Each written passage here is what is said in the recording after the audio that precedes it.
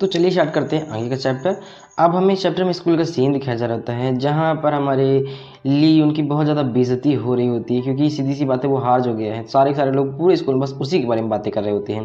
पीछे दो मर्दे बैठे हुए होते हैं ली उनके पीछे जानबूझ के भड़काने के लिए उसको।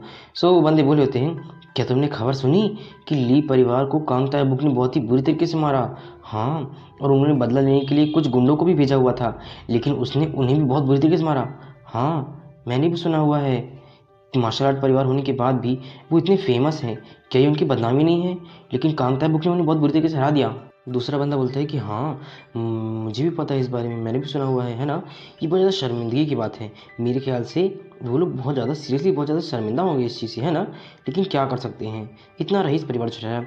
ये सारी बातें लियन सुन लेता है और वो उसी को सुनाने के लिए बोल भी रहे थे। सो बोलता है कि क्या तुम लोग जानबूझ कर मेरे पीछे बात कर रहे हो ताकि मैं सुन सकूं?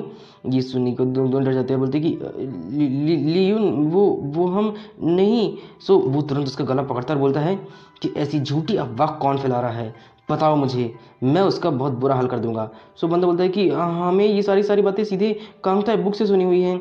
ये सारे प्रैक्टिसेस के बीच में फैली हुई बातें हैं, ये सब हम अपने से नहीं बोल रहे हैं, वही फैला रहा है ये सारी बातें। ये सुनने के बाद बोलता है कि अच्छा, और क्या कहा है उसने, बताओ मुझे। सो वो बंदा बोलता है कि देखो, मुझे मारना मत, मैं तुम्हें सब कुछ बताता हूँ। दरअसल उसने चारों तरफ ये बातें फैला रखी हुई है कि वो तुम्हारा दोबारा चेहरा भी नहीं देखेगा। अगर उसने तुम्हें दोबारा चेहरा अपना दिखाया तो वो तुम्हें बिल्कुल बहुत बुरी तरीके से मारेगा और नरक में डाल देगा। ये सब सुनने के बाद से लिली को बहुत तेज गुस्सा आता है और उसका कॉलर छोड़ देता है वहीं पास और बोलते हैं यू बास्टर्ड, और वहाँ से चला जाता है। वो दोनों बंदे उसे देख रहे होते हैं एंड वो बंदा जिसने उसका कॉलर पकड़ा हुआ होता है वो बहुत ज़्यादा मुस्कुरा रहा होता है और बोलता है कि क्या हुआ, हाँ, अब क्या हमें यहाँ हायुंग को बता देना चाहिए कि हमने अपना मिशन पूरा कर दिया है? मेरे ख्याल से हमें जो करना चाहिए था हमने कर दिया। आखिरकार हमने ली को भड़का ही दिया कांग तायबुक के लिए। तो बोलता है कि हाँ, अच्छा चल रहा है, चलो बताते हैं हायुंग निगम को। फिर हमें दिखाया जाता है ली परिवार के रेजिडेंट का सीन दिखाया जाता है जहाँ पे उसके डैड बातें कर रहे होते हैं मीटिंग में कि फ़िलहाल इस बारे में हम बाद में देखेंगे। मैं पहले ही ये बात बोल देना चाहता था, लेकिन कोई बात नहीं, चलो इसे बाद में देखेंगे। सो हमारी ली बोलता है कि डैड देखिए, इस वक्त अगर बात सिर्फ मेरी होती तो मैं इसे बर्दाश्त कर लेता, लेकिन इस बार हंस रहे हैं सब लोग, हमारे परिवार और हमारी रेपुटेशन पर बात आ चुकी है और मेरे ख्याल से अगर ये बात और ज़्यादा फैलती गई है अफवाह प्रेसिडेंट के बीच में तो बहुत दिक्कत हो जाएगी। मार्शल आर्ट प्रतियोगिता शुरू होने वाली है और अगर ऐसा हुआ तो ये हमारे लिए बहुत ज़्यादा नुकसान हो सकता है, हमारी रेपुटेशन के लिए। ये सारी की सारी बातें सुनने के बाद उसका डैड एकदम कुछ नहीं बोलता और अपनी जेब से एक पर्ची को निकालता है और बोलता है कि इसे उस तक पहुंचा दो। समझ में आया ना? कांग तायबुक की पर्ची देना और बोलना कि मैंने उसे बोला हुआ है। ये सुनने के बाद से उसका सेक्रेटरी बोलता है कि ओके सर। ये सुनने के बाद से ली की वजह से काफ़ी ज़्यादा खुश होता है और बोलता है कि अब मैं आप पर काफ़ी ज़्यादा विश्वास कर सकता हूँ डैड। फिर हमें सीन शिफ्ट होकर हमारे एमसी का सीन दिखाया जाता है जो कि अपनी ट्रेनिंग कर रहा होता है, वो भी एक मार्शल आर्ट बुक की वजह से। वो अपना एक मूव आजमा रहा होता है ताकि वो उस मूव की वजह से सब कुछ कर सके। सो अपनी तलवार को आगे करता है, फिर अपनी तलवार को उस मूव से पीछे करता है और धड़ाक से एक ही अटैक करता है जिससे कि पूरा टेबल टूट जाता है बहुत बुरी तरीके से। सो ये देखने के बाद से हमारी यूनजे बोलती है कि वाह, बहुत खूब ओपा, आपने कमाल कर दिया। सो हमारा एमसी बोलता है कि मेरे ख्याल से मेरे हाथों में अब पहले के मुकाबले काफ़ी ज़्यादा ताकत आ चुकी है, जितना मैंने सोचा था उससे कहीं ज़्यादा बेहतर महसूस हो रहा है मुझे। इस तलवार की वजह से और इसकी एनर्जी की वजह से मुझे काफ़ी हल्का महसूस होता है। इसके अलावा इससे मेरी एनर्जी भी बढ़ चुकी है। सो बोलती है कि हाँ सही कहा ओप्पा, इसका मतलब ये हुआ कि आप बहुत ज़्यादा ताकत हो चुके हैं और आप तलवार चलाने में काफ़ी अच्छे हैं। मुझे शक है कि मैं तो इसे हिला भी नहीं पाऊंगी। सो बोलता है कि इसे इतना क्यों बोल रही हो, इतना मुझे शर्मिंदा मत करो, ऐसा कुछ भी नहीं है, तुम इसे चला सकती हो थोड़ा बहुत। सो बोलता है कि नहीं ये तो बिल्कुल भी सच नहीं है ओप्पा। तभी धड़ाक से कोई लात मार करके कमरे के अंदर आता है जिसे एमसी बोलता है कि व्हाट द हेल, ये क्या सब कुछ क्या है? सो वो कुछ और नहीं होते हैं बल्कि सेक्रेटरी होता है ली का, और तो और उसके जितने भी गार्ड होते हैं वो सारे लोगों को लेकर के होता है हमारे एमसी को मारने के लिए। सो बोलता है कि कांग तायबुक, क्या तुम यहीं पर हो? सो हमारे एमसी बोलते हैं कि हाँ, मैं ही हूँ कांग तायबुक, तुम फिर यहाँ पर क्यों आए हुए हो? हाँ, मुझे यकीन है कि मैंने पिछली बार तुम तक अपनी सारी बात पहुँचा दी थी और प्रेसिडेंट तक भी तुम्हारे। मैंने पहले भी कहा हुआ था ना कि मैं कहीं नहीं जाने वाला हूँ, ना मैं कुछ करने वाला हूँ, ना तुम्हारी कोई बात मानने वाला हूँ। ये सुनने के बाद से सेक्रेटरी बोलता है कि तुम पहले की तरह ही बदतमीज़ और रूड हो। खैर, इस वक्त मैं तुम्हें सबसे पहले अपना इंट्रोडक्शन देना चाहता हूँ। मैं ली परिवार का सेक्रेटरी हूँ, ली चुल, ठीक है। सो फिलहाल इस वक्त मैं यहाँ पर तुमसे लड़ने के लिए नहीं आया हूँ, बल्कि हमारे ली परिवार के मुखिया ने तुम्हारे लिए मार्शल आर्ट प्रतियोगिता में निमंत्रण भेजा हुआ है। इस टाइम पे मार्शल आर्ट की एक ट्रेनिंग हॉल होने वाला है, जहाँ पर एक प्रैक्टिस के तौर पर हम हमेशा मार्शल आर्ट कंपटीशन करते हैं, और उसी का इनविटेशन मैं तुम्हारे लिए देने आया हुआ हूँ। ली फैमिली की ओर से हमारे प्रेसिडेंट ने तुम्हें भेजा हुआ है, ये इनविटेशन एक्सेप्ट करो। ये सुनने के बाद हमसे बोलता है कि क्या बकवास है, मैं इस इनविटेशन को क्यों एक्सेप्ट करूं? हाँ, और मुझे इसकी कोई ज़रूरत नहीं है, मुझे तुम्हारी किसी भी चीज़ की कोई ज़रूरत नहीं है। और ऐसा लगता है कि तुम लोगों को हर बार बेइज्जत होने की आदत हो गई है। मैंने कहा है ना कि मैं ये सब में से कुछ नहीं करने वाला, और ना तुम्हारी कोई बात मानने वाला हूँ। जाओ यहाँ से, चले जाओ। ऐसा लगता है कि तुम लोग बार बार खेलना चाहते हो, मगर मैं नहीं खेलना चाहता। ये सुनने के बाद उस सेक्रेटरी का दिमाग ख़राब हो जाता है और बोलता है कि मैंने तुमसे कुछ ज़्यादा ही अच्छे से बातें कर ली है, ऐसा लगता है कि तुम्हें कुछ सिखाने की ज़रूरत है। बेवकूफ़, तुम्हारी इतनी हिम्मत कि तुमने मुझसे इस तरीके से बात की। सारे के सारे गार्ड को बोलते हैं कि उस हरामखोर को पकड़ कर मार डालो। सारे के सारे लोग उसके ऊपर बढ़ जाते हैं, लेकिन हमारा एमसी देखता है और उन पर एक स्लैश मारता है। सारे सारे लोग पीछे हो जाते हैं और सारे गार्ड्स के खून निकल रहा होता है मुँह से। एक गार्ड खिसिया जाता है और पीछे से हमला करने लग जाता है अपनी पूरी पूरी फुल पावर का यूज़ करके, लेकिन हमारा एमसी उसको एक लात मारता है। दूसरा गार्ड उससे बोलता है यू बॉस्टर्ड, कमीने कहीं के, और उस पर हमला करता है, लेकिन हमारा एमसी उसे तलवार से वार करता है उन दोनों पर। तभी वहाँ पर यूनजी बोलती है, पीछे से एक गार्ड आता है, तो यूनजी बोलती है कि पीछे देखिए ओप्पा, आपके पीछे। हमारा एमसी उसे वो एक लात मारता है वहीं पास से और बोलता है यू बास्टर्ड। तभी एक और गार्ड उसके पीछे से आ जाता है, लेकिन हमारी यूनजे भी कुछ काम नहीं है। हमारे ओप्पा को मत छुओ, ये बोलकर उसे एक धड़ाक से मारती है और बोलती है ओप्पा क्या आप ठीक है, आई ओके। ये देखने के बाद कि यूनजे भी गजब कर रही है, तो बोलती है कि वाओ, तुम तो काफ़ी मजबूत हो गई हो, इतना जोर से मारा कि ये बेहोश हो गया। तो हमारा एमसी बोलता है कि बस बहुत हो गया ये खेल तमाशा, मैंने कहा ना कि मुझे कुछ भी नहीं करना है। तुम सब ने ही सारी सारी मुसीबतें अपने ऊपर लेकर के आई है, लेकिन टेंशन मत लो, मैं तुम्हें बहुत ही बुरी तरीके से ख़त्म कर दूंगा। इसलिए अच्छा होगा कि तुम यहाँ से चले जाओ, वरना वो एक एक करके स्लैश चलाता है और सारी गार्ड्स को बहुत ही बुरी तरीके से मारता है। यहाँ तक कि सेक्रेटरी का भी बहुत बुरा हाल हो जाता है। सेक्रेटरी बिल्कुल काँप रहा होता है कि एक ही बार में उतनी सारे लोगों को कैसे ख़त्म कर दिया। तो हमारा एमसी बोलता है कि क्या सेक्रेटरी ली, क्या तुम्हारे परिवार में केवल इतने ही मोहरे हैं? हाँ, ये बेकार और कचरा, क्या तुम सिर्फ इतने ही बेकार लोग हो? मुझे तो लगा कितना ताकतवर परिवार है, लेकिन तुम किसी भी काम के नहीं हो, कचरा हो पूरे पूरे परिवार। ये सुनने के बाद सेक्रेटरी को बहुत गुस्सा आता है और मन सोचता है कि मैं केवल 3rd स्टार के को ही जानता हूँ और मैं सिर्फ इतने ही लेवल का हूँ, इसीलिए मैं हर बार इसे हरा नहीं पा रहा हूँ। फिर भी वो काम क्यों नहीं करें, आखिर वो एक प्रैक्टिशनर है, लेकिन फिर भी मैं अपने हाथ की तलवार और उसकी शक्ति का मजाक नहीं उड़ा सकता। ये कोई मजाक नहीं है, ज़रूर उसके हाथ में उसकी तलवार कुछ ना कुछ तो खास है उसकी तलवार में, और कुछ तो बात है इस लड़के में। यहाँ हमारा एमसी बोलता है कि क्या हुआ सेक्रेटरी ली, डर गए क्या? हाँ, आगे क्यों नहीं आते हो? अब तुम्हारी बारी है, आगे आओ। यहाँ सेक्रेटरी लू बोलता है यू बॉस्टर्ड, घमंडी कहीं के। वो उस पर एकदम से हमला करता है। हमारा एमसी बोलता है कि अब देखते हैं कि तुम इसे कैसे संभाल पाते हो। पिछली बार तो तुम बच गए, लेकिन इस बार नहीं बच पाओगे। वो उस पर फुल पावर से अटैक करता है। अब बेचारा सेक्रेटरी ली खड़ा खड़ा रह जाता है। मगर जैसे ही हमारा एमसी अटैक करता है, सो हमारे एमसी का अटैक को सेक्रेटरी अपनी दोनों हाथों से बड़ी आसानी से रोक लेता है। जिसे देखने के बाद हम एमसी सोचते हैं कि वाह ग्रेट, तो ये है इसकी असली ताकत। अब मुझे इसकी असली ताकत दिखाई दे रही है। तो इसके पास एक फायर एट्रीब्यूट है, ये एक फायर एट्रीब्यूट का प्रैक्टिशनर है और इसके पास 3rd लेवल स्टार है। कमाल की ताकत है इसकी। सो बोलता है कि अब जब तुमने अपनी असली ताकत दिखा ही दी है, तो यही कैसा रहेगा। ये सुनने के बाद से वो सेक्रेटरी बोलता है कि मैं तुम्हें अभी भी माफ़ी मांगने का एक मौका दे रहा हूँ। अगर तुम अभी भीख मांगोगे तो मेरे ख्याल से कुछ बच सकते हो, वरना परिणाम तो तुम जानते ही हो। ये सुनने के बाद उनसे बोलता है कि भीख और तुमसे, हाँ, सपने देखते रहो। और वो अपनी फुल पावर की फायर टेक्निक का यूज़ करता है, अपने अंदर की फायर एट्रीब्यूट को यूज़ करता है, जिसकी वजह से वो भी एकदम शॉक्ड रहता है। बोलते हैं कि व्हाट द हेल, तुम एक मार्शल आर्टिस्ट हो, वो भी एक फायर एट्रीब्यूट के, आखिर कैसे। ये सुनने के बाद जैसे ही वो उसका हाथ छोड़ता है उस तलवार से, तुरंत उसकी तलवार एकदम दीवार में घुस जाती है, जिससे देखने के बाद से वो सेक्रेटरी एकदम शॉक्ड रहता है कि उसके पास फायर एट्रीब्यूट है। तो अब आराम से बोलता है कि तुम्हें क्या लगता है कि मेरे पास कौन कौन सी ताकत है? मेरे पास अभी बहुत सी ताकतें हैं, तुम इसके बारे में जानते ही क्या हो? तुम्हें क्या लगता है कि मैं बस एक प्रैक्टिशनर हूँ? हाँ, मैं मार्शल आर्टिस्ट और एक मेडिकल स्टूडेंट दोनों हूँ, और मैं किसी भी चीज़ को कभी भी यूज़ कर सकता हूँ, समझ में आया ना। और वो उसे एक लात मारता है, लेकिन वो उसे डॉच कर लेता है अपने हाथ से और बोलता है कि मैंने तुम्हें इतने मौके दिए ताकि तुम किसी तरीके से बच सको, लेकिन तुम लगता है कि अपनी मौत को खुद ही अपनाना चाहते हो। मैं इस बात पर तुम्हें ज़रूर पछतावा दूंगा। You bastard. वो अपने हाथ में की को फॉर्म करता है और अटैक करता है हमारे एमसी के ऊपर, कहता है कि अब तुम जरूर पछताओगे। लेकिन हमारा एमसी भी कुछ काम नहीं है, अपनी तलवार से उसके एट्रीब्यूट को एक ही झटके में रोक लेता है और बोलता है कि बस इतना ही कर सकते हो तुम। और तुम कहते हो कि मुझे इस बात पे पछतावा होगा, कभी नहीं। ये देखने के बाद से सेक्रेटरी एकदम शॉक रहता है, बोलते कि ये तो इम्पॉसिबल है, मैंने अपनी पूरी लाइफ में ऐसा कभी नहीं देखा है।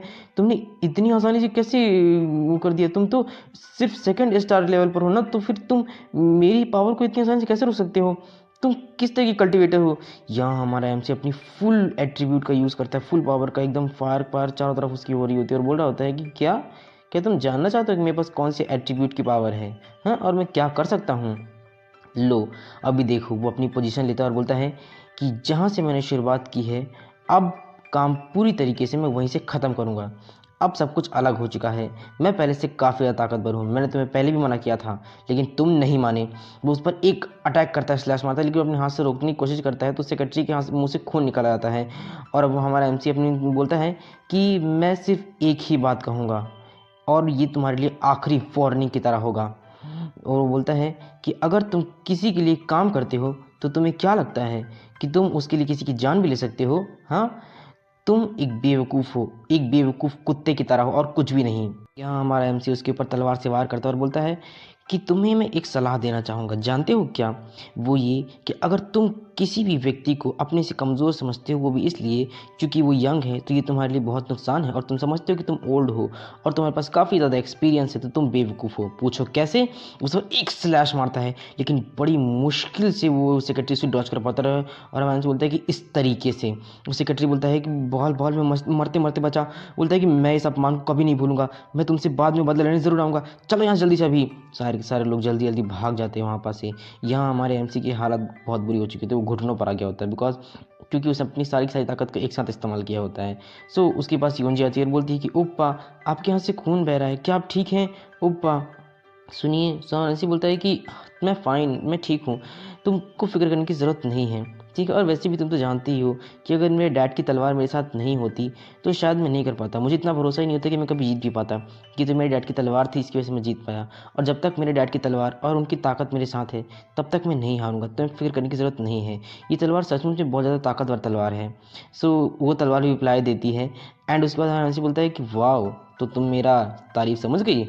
क्या बात है, तुम तो काफ़ी अच्छी तलवार हो। सो योंजी बोलती कि हाँ, क्योंकि आपके डैड के एट्रीब्यूट और एनर्जी इसमें मिली हुई है। सो मेरे हिसाब से ये आपकी बात समझती होगी, है ना ओप्पा? फिलहाल आपको काफ़ी ज़्यादा चोट लगी हुई है, तो मुझे लगता है मुझे बैंडेज कर देना चाहिए। मेरे ख्याल से ऐसा इसलिए है क्योंकि आपके डैड की एनर्जी इसके अंदर है और सोल का टुकड़ा, इसलिए शायद सब कुछ समझती है।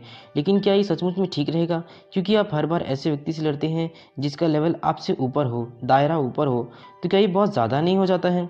ये सुनने के बाद हमारे हमसे बोलते हैं कि हाँ, ये तो सही है कि मैं हमेशा ऐसे व्यक्ति से लड़ता हूँ जिसका लेवल मुझसे ऊपर हो। लेकिन मैं इस बात के लिए काफ़ी ज़्यादा खुश हूँ क्योंकि इससे कम से कम मैं खुद भी डेवलप्ड हो रहा हूँ, मेरी ताकत और बढ़ रही है। अपने ज़्यादा ताकतवर लोगों से लड़ने की वजह से कम मुझे भी एक्सपीरियंस मिल रहा है और मेरी ताकत भी बढ़ रही है। सो योंजी बोलती है कि लेकिन अगर आप इसी तरीके से किसी व्यक्ति को नहीं हरा सके जो आपसे ज़्यादा ताकतवर हुआ और आपको चोट लग गई, तो अब भले ही हर बार किसी अपने से ज़्यादा ताकतवर व्यक्ति से लड़ करके खुद को ताकतवर डेवलप बना रहे हैं, लेकिन अगर किसी दिन कुछ ऐसा हो गया जिसकी वजह से आप मुझसे नहीं लड़ पाए, तो आप क्या करेंगे? यहाँ हमारा एमसी बोलता है कि मैं इसमें कुछ भी नहीं कर सकता। अगर मैं अपने डैड की मौत का बदला लेना चाहता हूँ और किसी भी कीमत पर उनकी मौत का राज पता करना चाहता हूँ, तो मुझे मजबूत बनना ही होगा। मुझे उनसे दोबारा मिलने के लिए, खुद मजबूत बनने के लिए अब और दूसरा कोई रास्ता नहीं है। ये सुनने के बाद योंजी बोलती है कि ठीक है, अगर आपको ऐसा लगता है तो ठीक है, मुझे मंजूर है। अगर कोई ऐसा कर सकता है तो वो सिर्फ आप हैं ओप्पा। फिर हमें दिखाया जाता है ली फैमिली के घर का सीन, जहाँ पर प्रेसिडेंट चिल्ला रहा होता है सेक्रेटरी पर, क्योंकि वो हमारे एमसी से हार कर चला आया, वो भी अपना इतना ताकतवर होने के बाद भी। तो चिल्ला रहा होता है कि क्या तुम्हारा दिमाग खराब है? तुम एक छोटे से बच्चे को नहीं हरा पाए और तुम यहाँ अपनी शक्ल दिखाने चले आए? तुम्हें शर्म नहीं आती है? इतना बुरी तरीके से हारने के बाद से तुम यहाँ अपनी शक्ल दिखाने चले आए? हाँ, तुम्हारी हिम्मत कैसे हुई? और तुम मुझे यहाँ पर आकर बता रहे हो? हाँ, तुम मुझे यहाँ बताने के लिए आए हुए हो कि तुम इतनी बुरी तरीके से हार गए, तुम्हारा दिमाग खराब हो चुका है। सेक्रेटरी, तुम एक 6 स्टार लेवल के होने के बाद भी एक 3rd स्टार लेवल के प्रैक्टिशनर से हार गए। क्या तुम्हारा दिमाग खराब है? और तुम यहाँ मुझे इस तरीके से मुंह उठाकर बताने भी चले आए? तुम्हें शर्म नहीं आई? तुम्हारी जगह में होता तो मुंह भी मत दिखाता। तुमने मेरी फैमिली का नाम बदनाम कर दिया। ये सुनने का वो सेक्रेटरी बोलता है कि सर मेरी बात सुनिए, आप जिस बच्चे के बारे में बात कर रहे हैं वो कोई नॉर्मल बच्चा नहीं है, वो काफ़ी ज़्यादा ताकतवर है। भले ही वो एक 3rd स्टार लेवल का ही क्यों ना हो, लेकिन वो कोई नॉर्मल बच्चा नहीं है। मेरे ख्याल से वो 3rd स्टार पर भले है, लेकिन उसकी स्किल वाकई बहुत कमाल की है। उसके पास एक अलग ही लेवल की ताकत है जो कि हम समझ भी नहीं पा रहे हैं। ये सुनने के बाद से उसे प्रेसिडेंट चिल्लाने लग जाता है और बोलता है कि तुम्हारा दिमाग ख़राब हो गया है क्या? क्या बकवास किए जा रहे हो? एक बच्चे के पास इतनी ताकत कैसे हो सकती है? और तुम एक 6 स्टार लेवल के लास्ट स्टेज पर पहुंच चुके हो, इतनी ज़्यादा ताकतवर हो, लेकिन उसके बाद तुम एक छोटे से बच्चे को हरा नहीं पाए, इसलिए तुम इस तरीके के बेकार बहाने बना रहे हो। तुम्हारा दिमाग खराब हो गया और कुछ भी नहीं सेक्रेटरी, अब तुम बूढ़े हो चुके हो, किसी काम के नहीं हो। ये सुनने का सेक्रेटरी बोलता है कि सर प्लीज़ मेरी बात सुनिए, मुझे लगता है कि कांगताई बुक को जितना हमने कम आंका था वो उतना नहीं है। उसने इतने कम समय में इतना ज़्यादा स्किल्ड और इतना ज़्यादा ट्रेन हो गया है कि हमने जितना सोचा था उससे वो कहीं ज़्यादा ताकतवर है। मेरे ख्याल से मुझे तो ऐसा लगता है जैसे कि वो उस महान ग्रुप से रिलेटेड रखता है। ये सुनने के बाद से बोलता है कि क्या महान ग्रुप? क्या तुम उस वुल्फ पैक की बात कर रहे हो जो काफ़ी समय पहले गायब हो गया था? लेकिन उसे गायब होते इतना वक्त हो गया है, भला उसमें से कोई व्यक्ति इतना ताकतवर कैसे हो सकता है? ये सच है कि उसमें काफ़ी ज़्यादा ताकतवर लोग थे, लेकिन उसके बाद से तो उसे कभी देखा ही नहीं गया, तो कोई और व्यक्ति उनकी मार्शल आर्ट टेक्निक कैसे सीख सकता है? ये सुनने के बाद वो बोलता है कि हाँ मैं जानता हूँ, लेकिन जब मैं पिछली बार उससे लड़ने के लिए गया हुआ था तब उस बार उसके हाथ में कोई तलवार नहीं थी, लेकिन इस बार मैंने उसके हाथ में वो तलवार देखी जो कि वो ग्रुप पाना चाहता है, और मेरे ख्याल से उसे पकड़ना भी अब असफल हो गया है।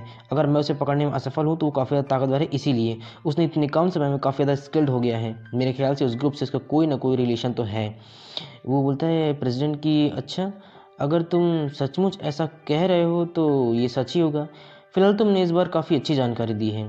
क्या तुमने उसे इन्विटेशन भेजा? सो बोलता है कि हाँ मैंने भेजा, लेकिन उसने मना कर दिया था।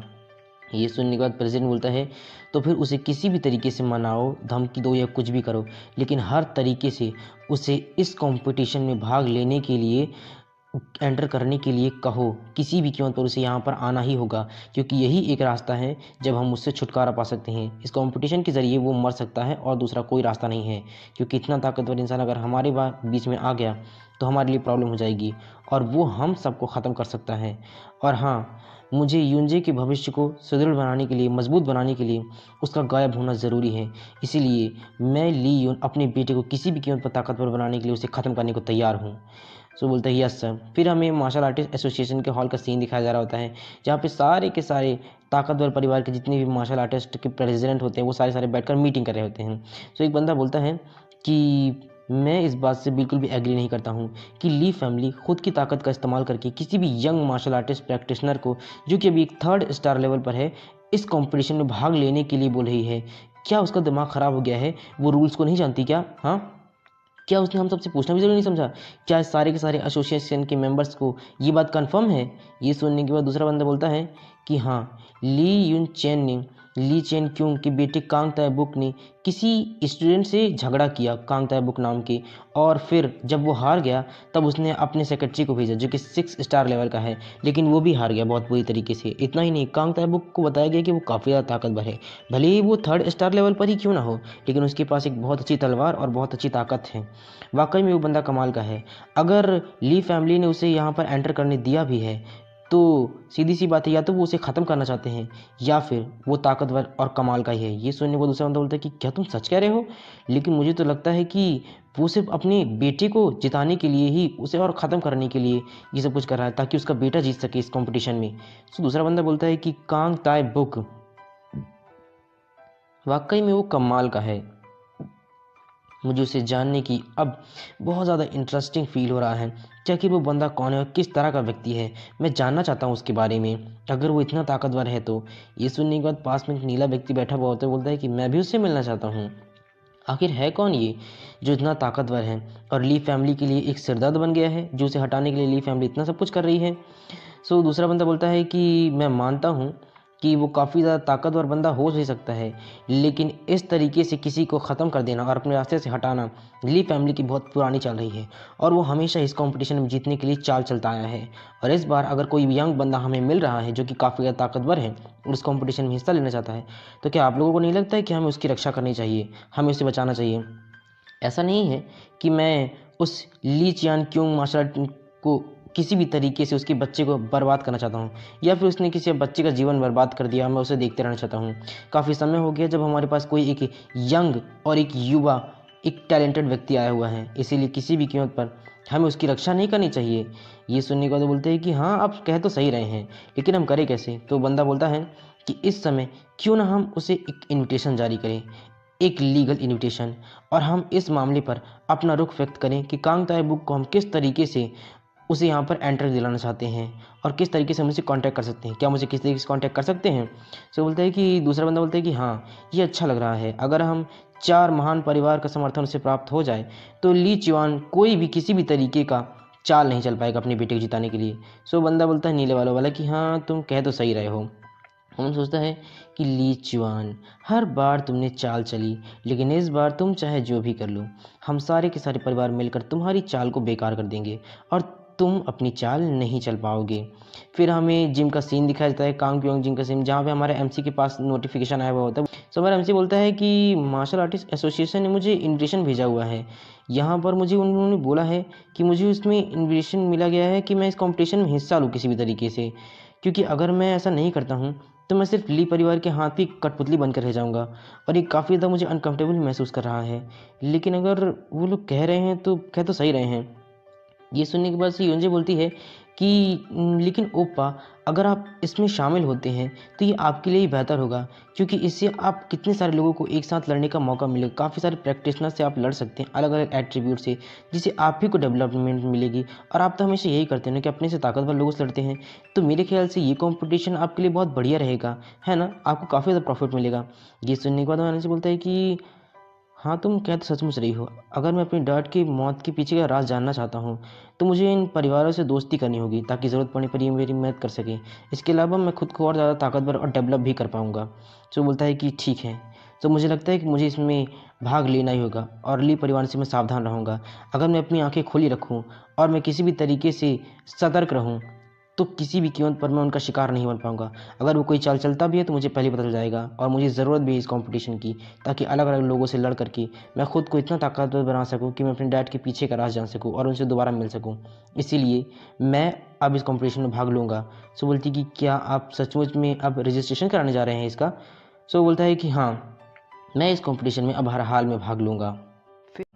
फिर हमें ली फैमिली के रेजिडेंट का सीन दिखाया था, सीन शिफ्ट होकर के, जहाँ पर हमें दिखाया जाता है कि सेक्रेटरी, ली फैमिली के प्रेसिडेंट और ली यून तीनों के तीनों आपस में खड़े होकर बातें कर रहे होते हैं। तो ली यून बोलता है कि डैड, मुझे पता चला है कि कांग ताईबुक को आखिरकार प्रतियोगिता में भाग लेने के लिए इनविटेशन भेजा गया है, और वो इनविटेशन हमने नहीं भेजा हुआ है। सो बोलता है प्रेसिडेंट कि हाँ, सही कहा, मैंने भी सुना हुआ कि मार्शल आर्टिस्ट एसोसिएशन ने भी उसे इनविटेशन भेजा हुआ है कांग ताईबुक को, लेकिन आखिर मार्शल आर्टिस्ट एसोसिएशन इसमें कूद ही क्यों रहा है? ये सुनने के बाद से प्रेसिडेंट बोलता है कि क्या मार्शल आर्टिस्ट एसोसिएशन इसमें आखिर क्यों कूद रहा है? इसका क्या मतलब है? इसका मतलब ये हुआ कि 4 फैमिली और सबसे ताकतवर फैमिली भी इसमें अब इंटरफेयर कर रही है, लेकिन अचानक वो इसमें घुस क्यों रही हैं? उसका इनसे क्या लेना देना है? उनका तो इनसे कोई भी मतलब ही नहीं है। सो लियन बोलता है कि हाँ, ये सवाल सही है, उनका इससे कोई भी मामला नहीं है। तो आखिर आपको क्या लगता है कि वो कांग ताईबुक को बीच में क्यों घसीट रहे हैं? वो आखिर सोच क्या रहे हैं उसके लिए करके? फिर हमें उसके हमारे एमसी का दिखाया जाता है इन्विटेशन कार्ड, जहाँ पे प्रेसिडेंट सोच रहा होता है कि आखिर ऐसी क्या बात हो सकती है कि वो चारों इतनी ताकतवर फैमिली मेरे खिलाफ जाकर कांग ताईबुक को इसमें इन्विटेशन भेज रहे हैं। आखिर बात क्या है? सो बोलता है कि ज़्यादा तो नहीं, मगर मैं इतना ज़रूर समझ गया हूँ कि वो चारों फैमिली मेरे खिलाफ जा कर के मेरी चाल को बेकार करने की कोशिश कर रहे हैं, लेकिन वो चारों बड़े परिवार मिलकर के भी मेरी चाल को बेकार नहीं कर सकेंगे, भले ही वो उसे बचाने के लिए कितनी भी कोशिश क्यों ना कर ले। सो लियोन बोलता है कि क्या आपके मन में कुछ और चल रहा है डैड? सो बोलता है कि नहीं बेटा, तुम फिक्र मत करो, तुम्हारे डैड ने कहा है ना कि तुम ज़रूर जीतोगे, तो तुम्हारे डैड किसी भी कीमत पर तुम्हें जिताने की गारंटी देते हैं। सो बोलता है कि थैंक्स डैड, मैं अपनी पूरी कोशिश करूँगा। फिर हमें जिम का सीन दिखाया जा रहा होता है, जहाँ पे चोई आती है कमरे के अंदर, हमारा एमसी अपना पुशअप लगा रहा होता है, प्रैक्टिस कर रहा होता है। सो चोई उसके पास आती है, बोलती है कि ओ पाप, प्लीज़ ये पानी पी लीजिए, आपको एक्सरसाइज करते वक्त पानी पी लेना चाहिए। सो एमसी बोलता है कि क्या ये काफ़ी थका देने वाला काम नहीं है कि तुम जब देखो तब मेरा ध्यान रखती रहती हो इस तरीके से? क्या तुम्हें इस चीज़ से थकावट नहीं लगती है? ये मेरी देखभाल करना बहुत मेहनत वाला काम होता है। सो ये सुनने के बाद चोई बोलती है कि नहीं नहीं, ऐसा कुछ भी नहीं है, ये बिल्कुल भी थका देने वाला काम नहीं है। मैं तो बहुत ज़्यादा खुश रहती हूँ इस चीज़ से, और वैसे भी मैं आपको आपकी ट्रेनिंग के लिए चेयर अप करूँगी और आपकी कंपटीशन के लिए भी मैंने पहले से तैयारी कर ली है। सो हमारा MC बोलता है कि अगर ठीक है, अगर तुम मुझे चेयर करती रहोगी और तुम मुझसे इतनी देखभाल करती रहोगी तो ठीक है, मैं अब और भी ज़्यादा कोशिश करूँगा। सो योनजी बोलती है कि ओके, लेकिन टाइम का ध्यान रखिएगा, क्योंकि स्कूल भी जाना है, ठीक है। सीन शिफ्ट होकर हमें बाहर का सीन दिखाया जा रहा होता है, जहाँ पर चोई खड़ी हुई होती है बाहर हमारे MC की बिल्डिंग के सामने। तभी पीछे से कोई बताता है कि चोई, तुम यहाँ क्या कर रही हो? तो चोई पीछे देखती है। सो तुरंत हमारे MC के पास आती है और बोलती है कि मुझे तुमसे कुछ बताना है, लेकिन उसकी नज़र होती है हमारे योनजी पर। सो वो बोलती है कि ये कौन है? सो हमारे MC बताता है कि अरे मैं तो तुम दोनों को एक दूसरे से इंट्रोड्यूस कराना भूल ही गया। मैं तुम्हें बताता हूँ कि योनजी ये है चोई, और चोई ये है योनजी, मेरी क्लासमेट, ठीक है। सो वो दोनों एक दूसरे को हेलो बोलते हैं। सो योंजी बोलती है कि हेलो। सो चोई बोलती है कि हेलो, फ़िलहाल मुझसे ना कंफर्टेबली बात करो, जैसे तुम मेरी दोस्त ही हो, ठीक है। मुझसे किसी भी तरीके से इस तरीके से बात करने की ज़रूरत नहीं, कैजुअल बात कर सकती हो। मैंने तुम्हारे बारे में काफ़ी सुना हुआ है। सो बोलती है कि ओके थैंक्स, चलो चलकर अंदर बात करते हैं, ओके। सो बोलते हैं कि ओके। फिर हमें हमारे MC के सीन दिखाया जाता है घर का, जहाँ पे हमारा MC दोनों के लिए चाय लेकर आया होता है। बोलता है कि ये लो तुम दोनों के लिए चाय। सो बोलते हैं कि थैंक यू। सो हमारा MC योंजी से पूछता है कि क्या तुम कुछ और भी लोगी? सो बोलती है कि नहीं। सो चोई मन सोचती है कि ये दोनों एक साथ कितने अच्छे लगते हैं, वाओ। सो चोई ब्लश करते हुए बोलती है कि क्या तुम यहीं पर रहने वाली हो योंजी, मतलब साथ में? सो योंजी बोलती है कि हाँ, कंपटीशन के चलते ओप्पा का ध्यान रखने के लिए मैं यहीं पर रहने वाली हूँ, और उन्हें चेयर करने के लिए, ताकि उनको कंपटीशन में कोई दिक्कत ना जाए। सो ये सुनने के बाद चोई बोलती है, ओ हाँ, मैं तुम्हें बताना ही भूल गई, मैं इसी काम के लिए तो यहाँ पर आई हुई थी। मैं तुम्हें बताना चाहती हूँ कि तुम मार्शल आर्ट प्रतियोगिता में भाग भाग मत लो, तुम्हारे लिए ठीक नहीं है। मुझे लगता है कि लियोन कोई ना कोई चाल चल रहा है तुम्हें मारने के लिए। ये सुनने के बाद हमारा MC बोलता है कि क्या, तुम ये क्या कह रही हो, और तुम्हें कैसे पता कि मैं मार्शल आर्ट प्रतियोगिता में भाग लेने वाला हूँ? सो बोलते हैं कि ये सारी बातें मैंने ली उनसे सुनी है। वो पूरे स्कूल में ये सारी बातें बताते हुए फिर रहा है और लोगों को डींगे हाँक रहा है कि किसी भी तरीके से वो तुम्हें मार मार कर इतना बुरी हालत में पहुंचा देगा कि तुम सियोंग छोड़ने के लिए मजबूर हो जाओगे। वो इस कंपटीशन में तुम्हें ख़त्म कर देगा और बहुत बुरी तरीके से हराएगा। ऐसा लगता है कि वो और उसके साथियों ने मिलकर के कोई ना कोई प्लान बनाया हुआ है। वो सब मिलकर तुम्हें मेरे ख्याल से ख़त्म करना चाहते हैं। ये एक बहुत बुरा प्लान है, इसीलिए वो तुम्हें इस कंपटीशन में हिस्सा लेने के लिए बोले थे। ये सुनने के बाद युनजी बोलती है कि हाँ ओप्पा, मुझे भी ये बात बहुत अजीब लगी थी कि आखिर क्यों हर बार आपको इनविटेशन देने के लिए उनका सेक्रेटरी मुंह उठाकर चला आता था। शायद वो इसीलिए था ताकि वो इस कंपटीशन में आपको हिस्सा लेने के लिए बोल सकें, और अगर आप एक बार इस कंपटीशन में हिस्सा ले लेते हैं तो वो ली युन और उसके सारे के सारे साथी, उतने ज़्यादा ताकतवर साथी मिल करके आपको एक साथ मिल करके उस कंपटीशन में मार डालेंगे, और इसमें कोई भी इनलीगल काम भी नहीं होगा। इसीलिए वो आपको मारने के लिए ये सब प्लान बना रहे हैं, जैसे कि आपने सोचा था ओप्पा। वो ऐसा ही कोई प्लान बना रहे हैं, आपने पहले ही इस बात का अनुमान लगा लिया था, है ना? इसीलिए बार बार ये सब कुछ हो रहा था। सो ये सुनने के बाद सी युनजी बोलती है चोई की क्या, और इसीलिए इसमें तुम्हें भाग नहीं लेना चाहिए। मैं भी यही कहती हूँ, ली परिवार बहुत ताकतवर है और उनके लिए भी एक खतरा बन गए हो तुम। अगर ये मार्शल आर्ट प्रतियोगिता तुम किसी भी तरीके से इसमें अपना रजिस्ट्रेशन करा लेते हो और इसमें शामिल हो जाते हो तो तुम्हारी बहुत दयनीय स्थिति हो जाएगी। वो तुम्हें बहुत बुरी तरीके से मारेंगे। इस बार मैं चुप नहीं बैठूंगी किसी भी कीमत पर। मैं तुम्हें बताना चाहती थी कि तुम यहाँ पर मत जाओ प्लीज़। यहाँ हमारा MC बोलता है कि मैं जानता हूँ कि वो कोई ना कोई चाल चल रहे हैं मुझे मारने के लिए, लेकिन इस वक्त मेरे पास कोई भी रास्ता नहीं है, और मैं सिर्फ उनकी चाल चलने की वजह से पीछे नहीं हट सकता हूँ। मेरी इसमें दिलचस्पी नहीं रखता हूँ, लेकिन मैं फिर भी इस कंपटीशन में भाग लूँगा। मेरे पास इससे बचने का कोई भी रास्ता नहीं है, और ना ही मेरे पास इससे बचने का कोई कारण ही है। सो ये सुनने के बाद चोई बोलती है कि लेकिन तुम। ये सुनने के बाद युनजी बोलती है कि तुम्हें परेशान होने की ज़रूरत नहीं है। मैं ओप्पा को बहुत अच्छी तरीके से जानती हूँ। अगर एक बार वो कोई डिसीज़न ले लेते हैं तो वो हर हाल में उस डिसीज़न को पूरा करते हैं। वो मन बनाने के बाद अपना मन नहीं बदलते हैं आसानी से। और इसके अलावा मुझे उम्मीद है कि वो जीत करके ही आएंगे। तुम ओप्पा की ताकत के बारे में नहीं जानती हो, वो बहुत ताकतवर हो चुके हैं पहले मुकाबले। तुम उन्हें एक बार अगर स्किल से देखोगी तो ज़रूर जान जाओगी। उन्होंने कुछ समय पहले ही उनके सेक्रेटरी से मुकाबला किया और उनके सेक्रेटरी को बहुत बुरी तरीके से हरा भी दिया। इसलिए वो इस ली युन और उसके साथियों को भी बहुत बुरी तरीके से हराएंगे। वो पहले के मुकाबले काफ़ी ताकतवर हो गए, और उन्हें ताकतवर होने के लिए ऐसे कंपटीशन की ज़रूरत भी है। इसलिए तुम परवाह मत करो। ये सुनने के बाद रणसी बोलता है बहुत खुश होकर कि हाँ, बिल्कुल सही कहा, मैं इस बात का बहुत ध्यान रखूँगा। सो बेचारी चोई बोलती है कि ओके ठीक है। सो जाने लग जाती है और बोलती है कि वो रात बहुत हो गई तो मुझे अब चलना होगा, ठीक है, I am sorry.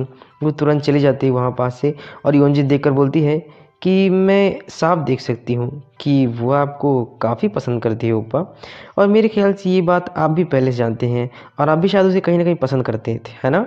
So MC बोलता है कि नहीं नहीं, क्या बात करती हो, मैं एक बहुत ईमानदार आदमी हूँ, मैं प्यार के मामले में काफ़ी ईमानदार हूँ, मैं ऐसा इंसान नहीं हूँ।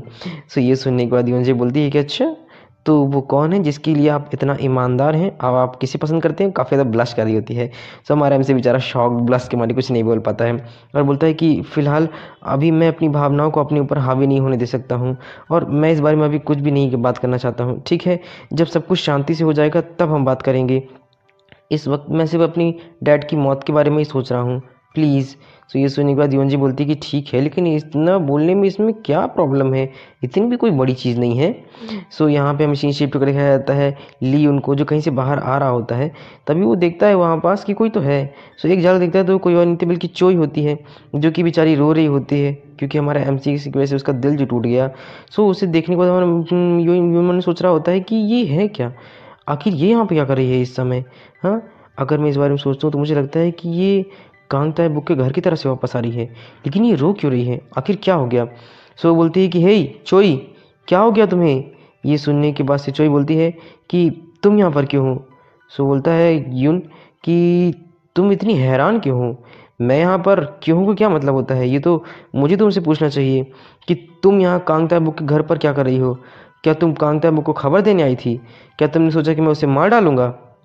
ये सुनने के बाद से वो कुछ जवाब नहीं देती है, और यहाँ पे ली उनका दिमाग ख़राब हो गया। एक तो वो उससे प्यार करता है और वो उसी को धोखा दे रही होती है। सो बोलता है कि तुम कोई जवाब नहीं दे रही हो, इसका मतलब साफ है, मैं यही समझ सकता हूँ कि तुम जानबूझकर मेरे खिलाफ काम कर रही थी, है ना। लेकिन तुम रो क्यों रही हो, क्या तुम्हारे साथ उसने कुछ किया, बताओ मुझे उसने तुम्हारे साथ क्या किया।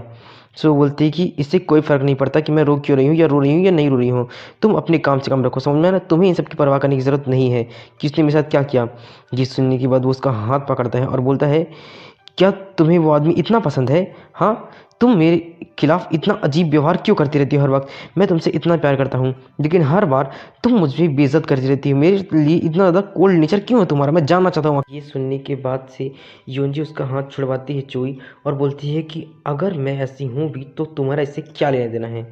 सब बेचारे को शौक लग जाता है और अपनी जेब से कुछ निकालता है और बोलता है कि अगर ऐसा ही है तो लो ठीक है, तुम खुद ही देख लो कि मैं उसे कितनी बुरी तरीके से मारने वाला हूँ और किस तरीके से मारने वाला हूँ, मैं उस कांग ताई-बुक को कितना बुरी तरीके से मारने वाला हूँ, ये तुम्हारे इस चिट्ठी में लिखा हुआ है। वो मार्शल आर्ट प्रतियोगिता की टिकट होती है और कुछ भी नहीं। ये सुनने के बाद से वो बोलती है कि क्या बकवास है, तुम पागल हो, कांग ताई-बुक कभी नहीं हारेगा, समझ में आया ना। ये सुनने के बाद से लियोन बोलता है कि तुम सब कुछ जानती हो, यहाँ तक ये भी जानती हो कि इस कंपटीशन का रिजल्ट क्या होगा, लेकिन उसके बाद भी तुम इतनी बुरी तरीके से ये बात कह रही हो। क्या तुम्हें समझ में नहीं आता कि मैं उसे कितनी बुरी तरीके से इस कंपटीशन में मारने वाला हूँ। फिर हमें सीन शिफ्ट होकर दिखाया जाता है तायुन को, जो कि बोल रहा होता है कि हेलो डैड बोलिए। सो उसका डैड बोलता है क्या तुम्हारा दिमाग ख़राब है, मैंने तुम्हें मना किया था ना, क्या तुम पागल हो। सो बोलता है कि क्या डैड। सो बोलता है उसका डैड कि मैंने तुमसे मना किया था कि कुछ भी गड़बड़ मत करना, प्रेसिडेंट ने तुम्हें एक और मौका दिया है, लेकिन तुमने फिर भी उस सुनहू को वहाँ पर भेज दिया ताइबुक को मारने के लिए।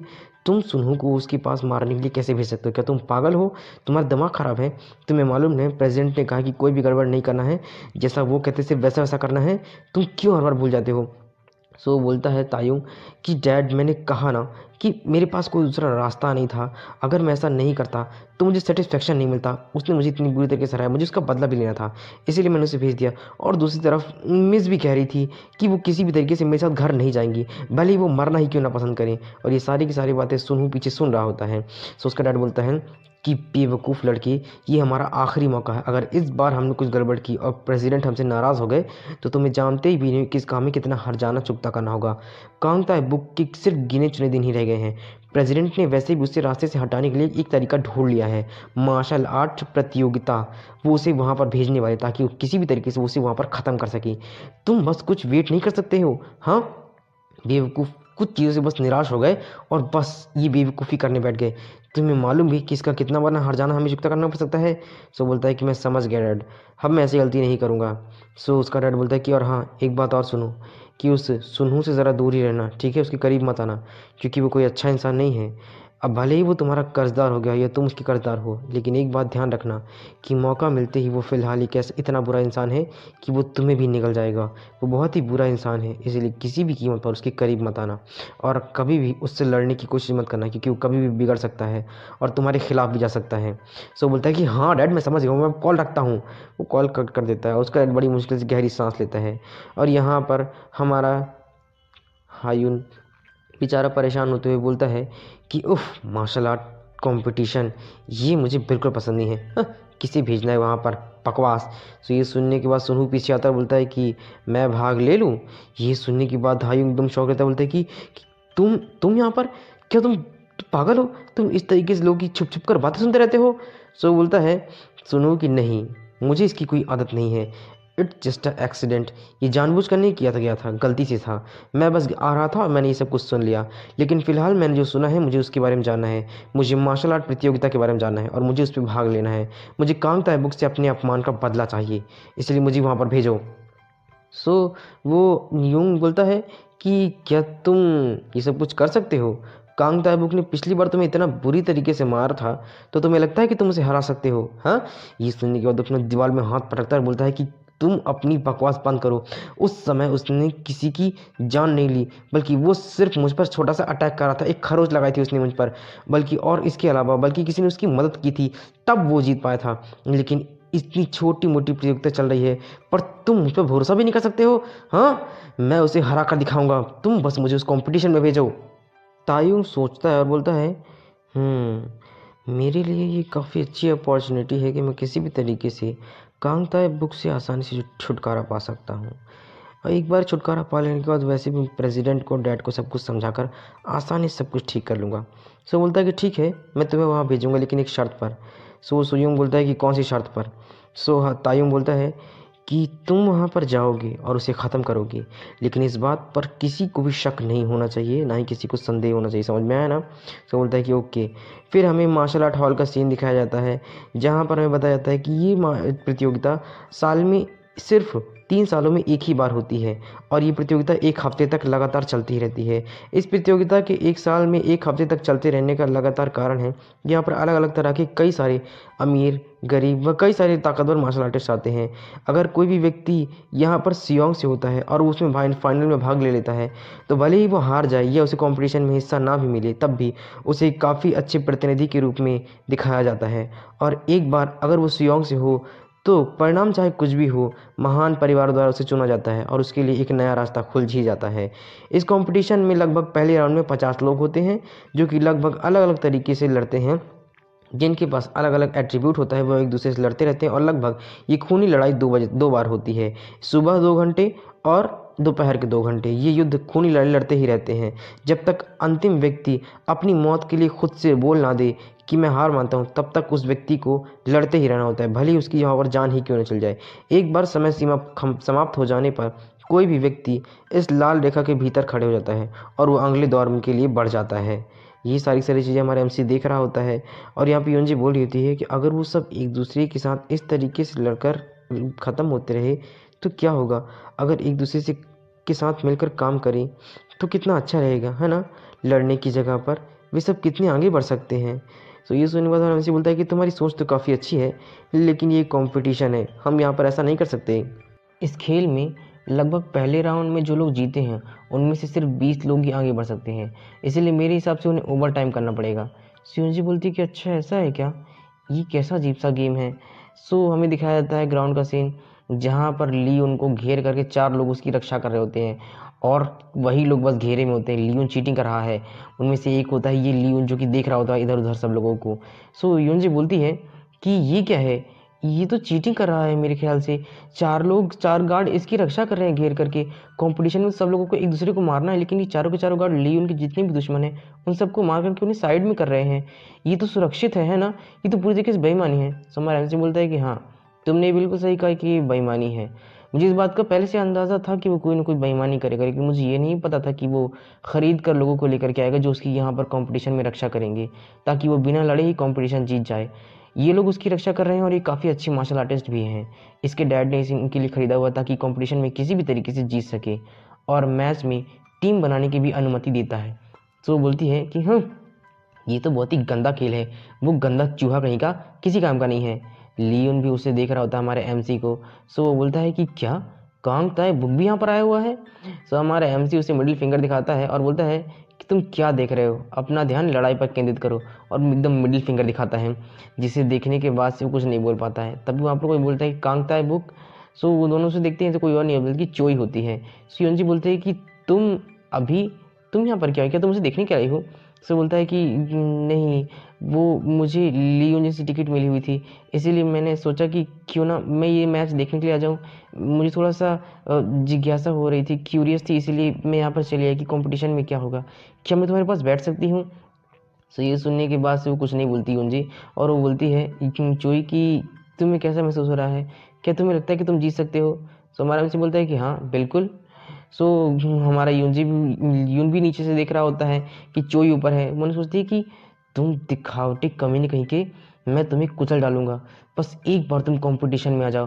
तभी पीछे से एक बंदा उस पर हमला करता है, लेकिन हमारा यून भी कुछ कम नहीं, वो एक लात उसे मारता है, बोलता है कि भाड़ में जाओ। तो सारे लोग देख रहे होते हैं और बोल रहे होते हैं कि ये तो ली परिवार का ली यून है ना, वो कितना ज़्यादा निर्दयी है, जितने लोग कहते हैं वो उससे ज़्यादा निर्दयी है, मैंने सुना है कि बहुत ज़्यादा ताकतवर है वो। दूसरा बोलता है कि चुप रहो, अभी गलत तरीके पर गलत जगह पे ध्यान मत दो, बाद में मैच के बाद अगर उसने हमें देख लिया ना तो बहुत परेशानी हो जाएगी, कहीं वो हमें बहुत बुरी तरीके से मारे ना, चुप रहो। यहाँ वो बंदा चुप ही नहीं हो रहा था, बोलता है कि क्या मतलब है, हाँ मेरा इस मैच से क्या लेन देना, और अगर वो जीत भी गया तो बाद में मुझे क्यों मारेगा सुनने के बाद से। सो बोलता है कि इसलिए क्योंकि पिछली बार भी उसी का परिवार जीता था, और अगर तुम इस तरीके से बोलते हैं ना जीतने के बाद अगर उसने सारी बातें सुन ली तो तुम्हें बहुत बुरी तरीके से मारेगा। क्या ऐसा है, क्या उसने पिछली बार जीता था। सो बोलते हैं कि हाँ, पिछली बार उसने सुरक्षित रूप से पूरा का पूरा कंपटीशन जीत लिया था, और इस बार भी उसे सब कुछ पास होने की ज़रूर खुशी है। सो यहाँ हमारा एमसी बोलता है जैसा कि ली परिवार से उम्मीद थी, चीटिंग और बेईमानी के सिवा उनके पास और कुछ भी नहीं है। उन्होंने इतना ज़्यादा बेवकूफ़ी से इस खेल को जीता हुआ है और बेईमानी से कि क्या कहना। सो योंजी बोलती है कि ओप्पा आपको सावधान रहना चाहिए, आपको कुछ भी पता नहीं है, इसीलिए आपको ज़रा सावधान रहना चाहिए। सो चोई बोलती है कि हाँ सही कहा ताइबुक, तुम्हें थोड़ा सा सावधानी बरतनी चाहिए, हमें नहीं पता कि उसने किस तरीके का प्लान बनाया हुआ है तुम्हारे लिए। सो हमारा एमसी बोलता है कि चिंता मत करो, मैं इस मुकाबले को ज़रूर जीतूंगा। फिर हमारा एमसी कंपटीशन के बीच में आ जाता है और काफ़ी सारे लोगों के बीच में। सो अनाउंसमेंट होती है कि मार्शल आर्ट प्रतियोगिता का पहला राउंड का दूसरा भाग अब शुरू होता है। सो हमारा एमसी देखता है कि उसकी चारों तरफ सारे लोगों ने उसे घेर लिया सडनली। सो ये देखने के बाद से चोई और योंजी एकदम शॉक रह जाते हैं और बोलते हैं योंजी ये सब कुछ क्या हो रहा है, वो तो कह रहे थे कि ये गेम एक रॉयल गेम है, लेकिन सब लोग ओपा के पीछे पड़े हुए हैं, सब लोगों ने उसे घेर लिया है। सो चोई बोलती है कि हाँ बिल्कुल सही कहा, मुझे लगता है कि लियोन की कोई ना कोई चाल है, मुझे जाकर पता करना होगा, जांच करने की आखिर सब कुछ चल क्या रहा है। तब जैसे ही वो आगे जाती है तो देखती है कि वहाँ पर लियोन ही खड़ा हो गया। तो बोलता है कि क्या मैंने क्या किया है। सो बोलता है कि बोलो आखिर क्या है। सारे लोग उसके सामने झुक जाते हैं एकदम से ही, और यहाँ पर वो योन बोलता है कि तुम इस बात की हर बार टेंशन क्यों लेती रहती हो उसके लिए, हाँ आखिर तुम्हारा मेरे लिए इतना कोल्ड नेचर क्यों है, क्या तुम्हें इस बात की टेंशन है कि मैं कांग ताइबुट को पीट पीट करके मार डालूंगा बहुत बुरी तरीके से। ये सुनने के बाद सी योनजे और चोई दोनों ही भड़क जाती है, और चोई बोलती है कि तो तुमने क्या किया है, तुम हर बार छुप करके किसी न किसी तरीके से उसे मारने का रास्ता ढूंढते रहते हो, आखिर तुम सब कुछ कर क्या रहे हो। यहाँ पे योनजी बोलती है कि तुम चाहे कितनी भी कोशिश क्यों ना कर लो, तुम ऊपर से नहीं जीत पाओगे किसी भी कीमत पर, वो ज़रूर जीतेंगे, तुम देख लेना, तुम कभी नहीं जीत सकते हो। यहाँ पर हमारा यून बोलता है तुम्हें वाकई लगता है कि ऐसा होगा। कांग ताइबुक किसी भी कीमत पर नहीं जीतेगा, वो मुझसे ज़िंदगी बचने की भीख मांगेगा, और ये तमाशा तुम लोग देखना, ये देखना भूल जाओ कि वो जीत पाएगा इस दुनिया में, जब तक मैं हूँ इस कंपटीशन में नहीं जीतेगा, क्योंकि मेरे आदमी बहुत ताकतवर हैं, वो सारे के सारे मिलकर उसे ख़त्म कर ही देंगे। चोई भड़क जाती है और बोलती है कि ऐसा कोई तरीका नहीं जिससे कांग ताइबुक हार जाए, और यहाँ पर योनजी को तो सदमा ही लग गया बेचारी को। और यहाँ पर हमें दिखाता है ग्राउंड का सीन शिफ्ट होकर के, जहाँ सारे के सारे उसके आदमी हमारे एमसी को घेर कर बैठे होते हैं उसे मारने के लिए। हमारा एमसी भी अपने एट्रीब्यूट का यूज़ करता है, अपनी की को फॉर्म करता है, और एक ही स्लैश में सारे के सारे लोगों को ढेर कर देता है एकदम से ही। लेकिन थोड़ी देर में वो घुटनों पर आ जाता है, क्योंकि उसकी हालत बहुत ज़्यादा बुरी हो गई है, क्योंकि सडनली उसने अपनी पूरी एनर्जी का एक साथ इस्तेमाल कर लिया होता है। लेकिन तभी पीछे से एक बंदा होता है जो उसे मारने के लिए तैयार खड़ा होता है, और यहाँ ऊपर सारा का सारा तमाशा प्रेसिडेंट देख रहा होता है। एंड चारे के चारों जितने भी अमीर परिवार वाले होते हैं ना, वो सारे के सारे मार्शल आर्टिस्ट भी देख रहे होते हैं सब चीज़ों को। तभी पीछे से एक बंदा बोलता है, एक आदमी उनका, कि क्या यही है वो कांग ताई बुक। सो नीले वाला वाला बंदा कुछ नहीं बोलता है। यहाँ पे हमारा एमसी बोलता है कि मेरे पास तुरंत आओ प्लीज़। वो पसीना पसीना होता है। तभी वहाँ पर अनाउंसमेंट होती है कि पहला समाप्त हो चुका है और दूसरा भाग भी ख़त्म हो चुका है। पहले राउंड का दूसरा भाग ख़त्म होने के बाद आप सब लोग रेस्ट कर सकते हैं। सो हमारा एमसी सोचता है कि थैंक गॉड कि मैं काफ़ी ज़्यादा लकी था इस चीज़ के लिए। अगर थोड़ी देर लड़ाई और चलती तो मैं ज़रूर हार जाता। मैं काफ़ी ज़्यादा थक चुका हूँ अपनी ताकत का एक साथ इस्तेमाल करने की वजह से। लियोन भी देखकर शौक रहता है, बोलता है कि वाकई में ये बंदा कुछ अजीब है। अपने साथ लगता है कि जन्म से लक को पैदा करके लेकर आया था। यहाँ पर चोई और योनजी दोनों वेट कर रही होती है। सो चोई पूछती, क्या तुम ठीक हो ताइबू, क्या तुम ठीक हो, तुम्हें चोट तो नहीं लगी। सो योनजी बोलती कि ओ थोड़ा सा पानी पी लीजिए प्लीज़, आप आराम कर लीजिए। यहाँ हमारा एमसी पानी पीता है और थैंक्स बोलता है। एंड उसके बाद से बैठकर आराम करते हुए बोलता है कि हाँ, मैं काफ़ी ज़्यादा थक गया। मुझे उम्मीद नहीं थी कि मुझे अपनी सारी ताकत का एक साथ इस्तेमाल करने पर इतनी ज़्यादा थकावट होगी। मैंने सोचा नहीं था कि मैं पहले ही मैच में इतना थक जाऊँगा। उस कमीने लियोन ने अपने कितने सारे आदमियों को इस ग्रुप में छोड़ा हुआ है ताकि वो मुझे किसी भी तरीके से मार सके। और यहाँ पे पीछे हमें सोयोम भी दिखाया जाता है, जो कि उसके पीछे हंस रहा होता है, क्योंकि अभी तो उसका मुकाबला उससे भी होना बाकी है। तो हमारा हमसे पीछे दिखता है, बोलते हैं कि व्हाट, कौन है ये सब कुछ। सो तभी वो देखता है कि वहाँ पर कोई है खड़ा है टोपी में। सो बोलता है कि ये तो सुनहू है, लेकिन वो यहाँ पर क्या कर रहा है, इस कंपटीशन में उसका तो कोई हिस्सा नहीं था। सो वो बोलता है कि अगर पिछली बार किसी ने मेरी मदद नहीं की होती तो शायद मैं उस बदमाश से हार ही गया होता और उसने बहुत बुरी तरीके से मुझे मारा होता। लेकिन वो यहाँ पर क्या करने के लिए आया हुआ है, क्या वो फिर से मुझे निशाना बनाने के लिए आया हुआ है यहाँ पर कंपटीशन में। कहीं ऐसा तो नहीं कि उसने भी भाग लिया हुआ हो। फिर हमें कंपटीशन के तीसरे दिन का सीन दिखाया जा रहा होता है, जहाँ पे एक अनाउंसर बोल रहा होता है कि दूसरे राउंड के लिए सभी को ग्रुप बनाने के लिए अपनी अपने ग्रुप में एक एक पर्ची निकालनी होगी। प्रत्येक ग्रुप में 10 लोग होंगे, यानी कि कुल 8 ग्रुप होंगे सभी के पास, ठीक है। और 10 ग्रुपों में से जो भी ग्रुप अंत में बचेगा और इस लड़ाई को लड़ते लड़ते अपनी जीत के हिसाब से आगे बढ़ता जाएगा, एक एक कॉम्पिटिशन के हिसाब से, जो ग्रुप अंत में बचेगा वही अगले राउंड तक बचेगा और जा पाएगा। समझ में आया ना, पर्ची निकालो। यहाँ पर चोई बोलती है कि अगर कोई पहला चुना गया तो वो तो बहुत बुरा होगा, क्योंकि उसे बाकी 9 ग्रुप्स में से भी किसी से हर किसी से एक लड़ना होगा। ओह नो, ये तो बहुत बुरा है। वो इस परिणाम से कैसे बच पाएगा। अगर एमसी हमारा कांग ताइबुक चुना गया तो बहुत दिक्कत हो जाएगी। यहाँ पे योंजी बोलती है कि हाँ प्लीज़ ना चुना जाए, प्लीज़ कहीं ऐसा ना हो कि उसे कुछ हो जाए। पहले राउंड से ही ये एक बहुत ज़्यादा कंपटीशन भरा रहेगा और बहुत ज़्यादा दिक्कत रहेगी। अगर वो पहले चुने गए ऊपर तो बहुत दिक्कत हो जाएगी, प्लीज़ वो पहले ना चुने जाएँ। यहाँ हमारा एमसी पर्ची को निकालता है। सो अनाउंसर बोलता है कि कांग ताइबुक ग्रुप नंबर 1 and 1। ये सुनने के बाद से ना लियोन उसे एकदम नीचे अंगूठा दिखाता बोलता है कि मज़े लो अपने 7 ग्रुप से लड़ने का और लड़ाई की थोड़ी अनुभव का। यहाँ हमारा एमसी बेचारा कुछ नहीं बोल पाता है। एंड वो भी अपनी लियोन भी जाता है, पर्ची निकालता है। एंड उस पर्ची में उसका 10वां नंबर आया हुआ होता है, जिसे देखने के बाद वो अनाउंसर बोलता है कि लियोन 8 में से 10, ये 10वीं लड़ाई लड़ेंगे। ये देखने के बाद से चोई बोलती है कि ये क्या है, ऐसे कैसे हो सकता है, लगता है उसने फिर से कुछ चीटिंग की है। सो योंजी बोलती है कि बिना किसी छेड़खानी और चीटिंग के ये तो हो ही नहीं सकता है कि ओप्पा का पहला नंबर और इसका 10वां नंबर आ जाए। ज़रूर इसने कोई ना कोई चीटिंग की हुई है। प्रेसिडेंट ली बोलता है कि वाकई में भाग्य का खेल भी गजब है, क्या तुम्हें नहीं लगता है कि लक एक स्किल है। ये सुनने के बाद से 4 मेजर फैमिलीज़ में से एक फैमिली को बिल्कुल भी पसंद नहीं आ रहा होता है, और चारों फैमिलीज़ को, ताकतवर फैमिली को पसंद नहीं आ रहा था, क्योंकि वो जानती कि चीटिंग कर रहा है। लेकिन फिर भी बेचारा कुछ नहीं बोल पाता है। तभी पीछे से वो नीले बालों वाला बोलता है, लगता तो है कि लक भी एक स्किल की तरह है, लेकिन अगर किसी इंसान के पास लक हो मगर स्किल ना हो तो उसका मतलब क्या होता है। सो ये सुनने के बाद बोलता है प्रेजेंटली कि तुम्हें बस इंतज़ार करना चाहिए और ये बकवास बंद कर देनी चाहिए, ये सब एक लक की बात है और क्या। ये सुनने के बाद कोई कुछ नहीं बोल पाता। फिर हमें ग्राउंड का सीन दिखाया जा रहा था, जहाँ पर हमारा एमसी किसी से लड़ने के लिए खड़ा होता है। रेफरी बोलता है कि कांग ताइबुक वर्सेस जांग डोंग यून, ठीक है, ये 2nd स्टार लेवल का है। वो उससे बो करता है एंड यहाँ हमारा एमसी बो करता है। मैं सोचता है कि मैं बहुत लकी हूँ कि मेरा पहला कॉम्पिटिटर एक 2nd स्टार लेवल का है, बहुत खूब। यहाँ वो उसके ऊपर हमला करने के लिए बढ़ जाता है जांग डोंग, लेकिन तभी हमारा एमसी एक ही अटैक में उसे ढेर कर देता है वहाँ पास से। तभी दोनों बहुत ज़्यादा खुश हो जाती हैं योंजी और चोई, और बोलती कि वाह वेरी नाइस ओप्पा। यहाँ पे लियोन बिल्कुल खुश नहीं होता, वो बोलता है कि बहुत खूब, तुम एक सेकंड स्टार लेवल को हरा दिया है तो इसमें कोई बहुत बड़ी चीज़ नहीं है। जितना हंसना है हंस लो, खुश होने का ज़्यादा जितना नाटक करना है कर सकते हो, लेकिन अभी और बहुत बाकी रह गया है। यहाँ हमारा एमसी के लिए सेकंड स्टार लेवल का फिर से आ जाता है। दूसरा बंदा आता है जो कि इससे ऊपर लेवल के स्टार का होता है। सो बोलता है कांग ताइबुक वर्सेस जिन सा क्यूल। ये सुनने के बाद से ऊपर बैठे लोग बोले होते हैं कि अरे ये क्या है, जिन सा क्यूल, ये तो कैपिटल से है ना, और ये हान परिवार से है। मैंने सुना है कि इसने बहुत ज़्यादा ट्रेनिंग की है और इसने सियोंग में रह करके कितनी ज़्यादा ट्रेनिंग की है, वो भी 3 परिवारों के मुखियाओं से मिल करके। ये बहुत ताकतवर है, लेकिन ये यहाँ कॉम्पिटिशन में भाग क्यों ले रहा है। तो दूसरा बोलता है कि मुझे पता है, अगर हान परिवार ये सीखा हुआ है तो वो 4 स्टार लेवल का है और बहुत अच्छा कल्टिवेटर है। इसके अलावा उसे 4 स्टार लेवल के एक अलग ही कल्टिवेटर होने पर उसे मात देना आसान नहीं होगा, है ना।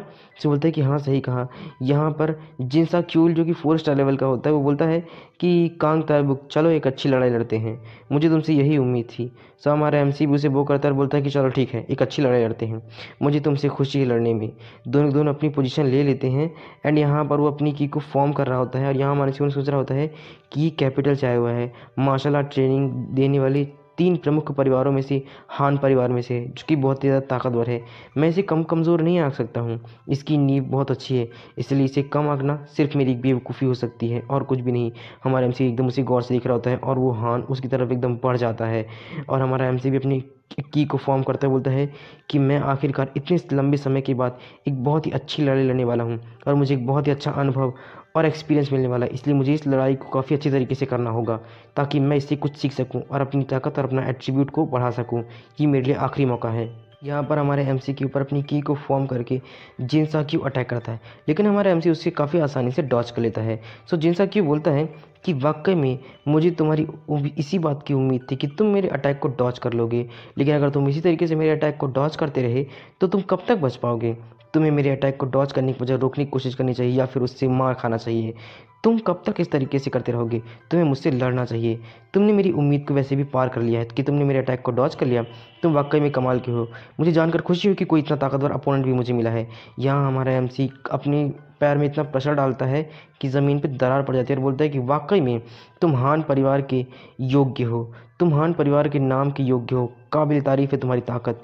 और बोलता है कि अगर तुम लेकिन इसी तरीके से लड़ते रहे तो तुम मुझसे नहीं जीत पाओगे, तुम्हें मुझसे लड़ने के लिए काफ़ी ज़्यादा ताकत की ज़रूरत पड़ेगी और मेरा विरोधी बनने के लिए तुम्हारे पास अभी पर्याप्त ताकत है नहीं।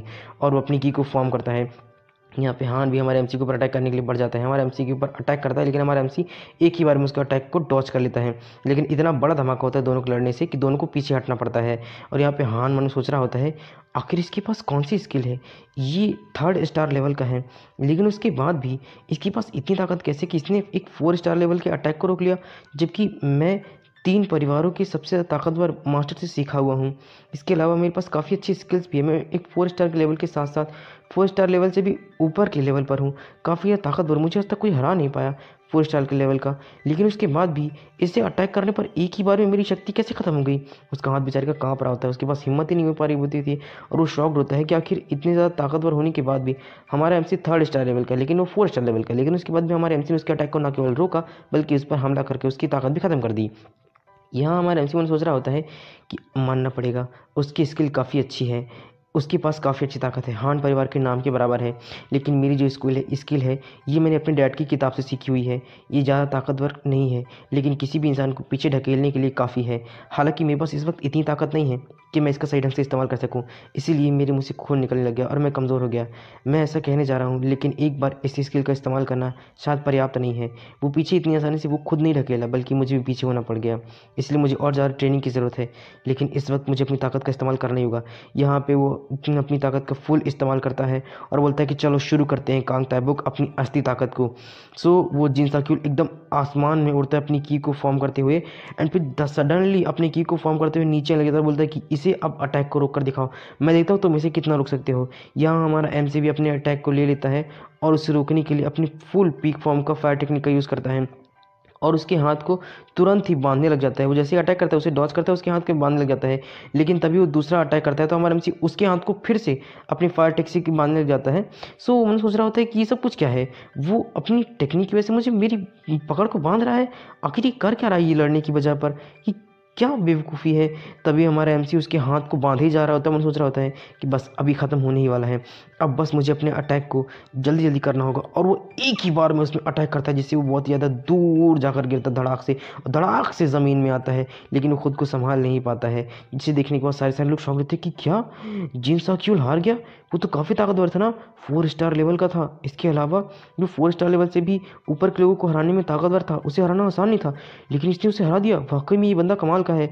यहाँ पे जिन साक्यू बोलता है, उसके मुँह से खून निकल रहा होता है, और वो बोल रहा होता है कि वाकई में तुम कमाल के थे। मैं बहुत खुश हूँ कि मुझे इतना अच्छा अपोनेंट मिला लड़ने के लिए। आखिरकार मेरी हार हुई, मैं तुमसे हार गया।